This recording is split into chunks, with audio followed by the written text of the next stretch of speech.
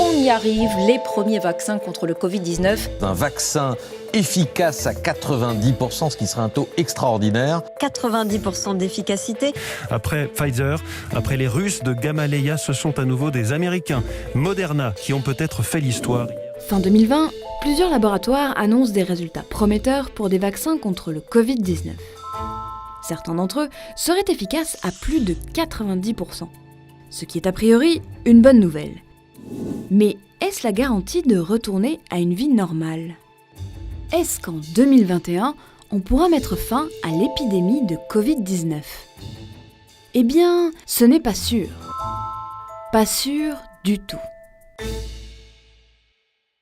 Pour illustrer ça, prenons une population de 100 personnes exposées à une épidémie de Covid-19.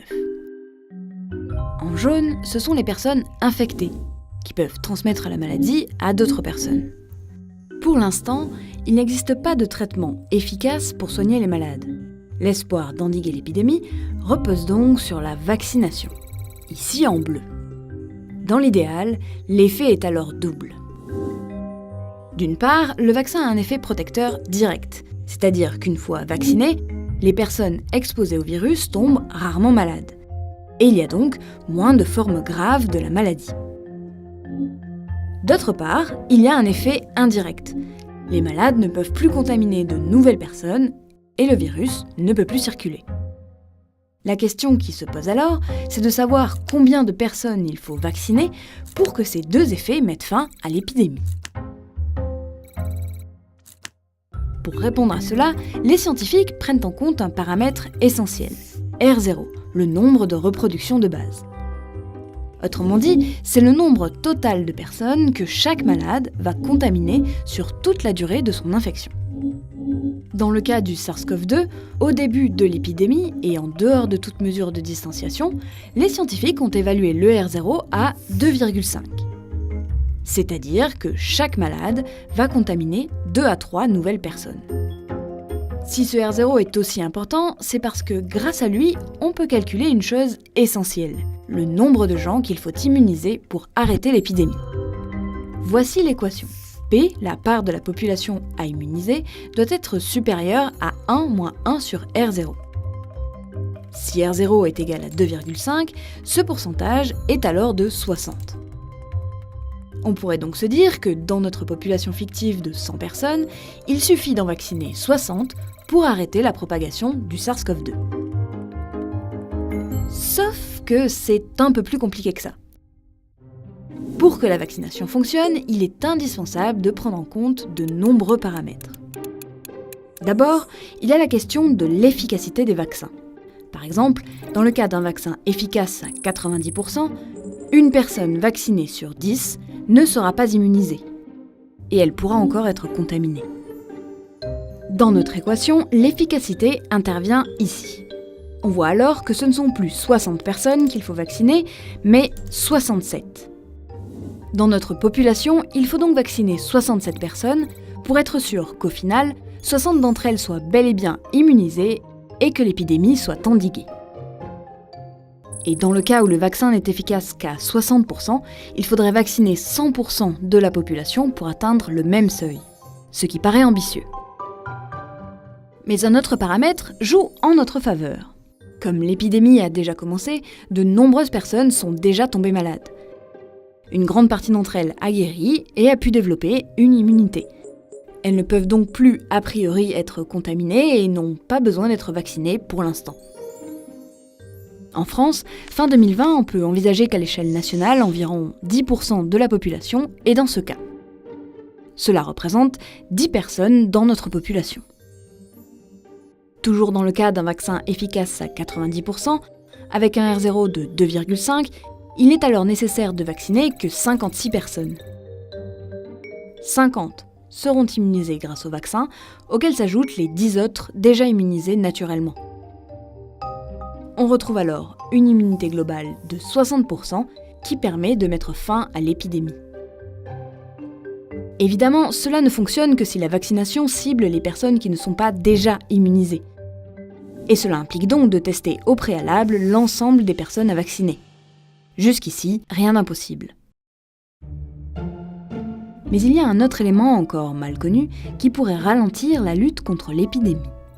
Certains vaccins empêchent de développer la maladie, mais pas d'être contagieux. Autrement dit, même si les personnes vaccinées ne peuvent plus tomber malades, elles peuvent continuer à faire circuler le virus. C'est ce qu'on appelle un vaccin imparfait. Il en existe très peu pour les humains, mais c'est une possibilité à prendre en compte. Quoi qu'il en soit, cela ne signifie pas qu'un tel vaccin serait inutile. Au contraire, s'il est déployé largement, il permettrait tout de même de protéger les personnes vaccinées en évitant les formes graves de la maladie. Enfin, il reste un dernier aspect crucial à prendre en compte dans le calcul. Pendant combien de temps les personnes vaccinées restent-elles immunisées ? Car cela a un impact direct sur le taux de vaccination nécessaire. En considérant que le déploiement de la vaccination s'étale sur 1 an et que le R0 est de 2,5, des chercheurs ont résumé dans ce graphique le nombre de personnes qu'il faudra vacciner au cours de cette première année. On voit qu'en utilisant un vaccin efficace à 90%, et dans le cas d'une immunité longue de 3 ans, la proportion de la population à vacciner au cours de la première année est bien de 60%. Mais si l'immunité ne dure qu'1 an, cette proportion passe à 90%. Ces 90% seraient en effet nécessaires pour compenser au fil du temps les personnes vaccinées qui perdent leur immunité, et maintenir ainsi une immunité constante de 60%. La durée de l'immunité est donc une donnée clé pour établir la stratégie vaccinale. Vacciner 90% ou 60% de la population en une année, ce n'est pas le même défi. Avec tout ce qu'on a vu, une chose est sûre, il faudra vacciner beaucoup de gens pour mettre fin à l'épidémie. Or, les campagnes de vaccination, cela prend du temps. Alors, qui faut-il vacciner en priorité ? Pour cela, la stratégie est double. D'abord, on peut commencer par cibler en priorité les populations à risque. On sait que les personnes âgées sont particulièrement vulnérables au Covid-19. Mais il existe d'autres facteurs de risque, comme par exemple l'obésité. Plus on les protège vite, plus la mortalité a des chances de baisser. Mais il y a 2 conditions à cela. Il faut que le vaccin soit sans danger pour ces personnes fragiles, et il faut aussi que le vaccin fonctionne sur ce type de population, ce qui doit être vérifié au cours des phases de test à grande échelle. Et puis, on peut aussi viser une autre catégorie de personnes, celles qui sont les plus susceptibles de transmettre le virus.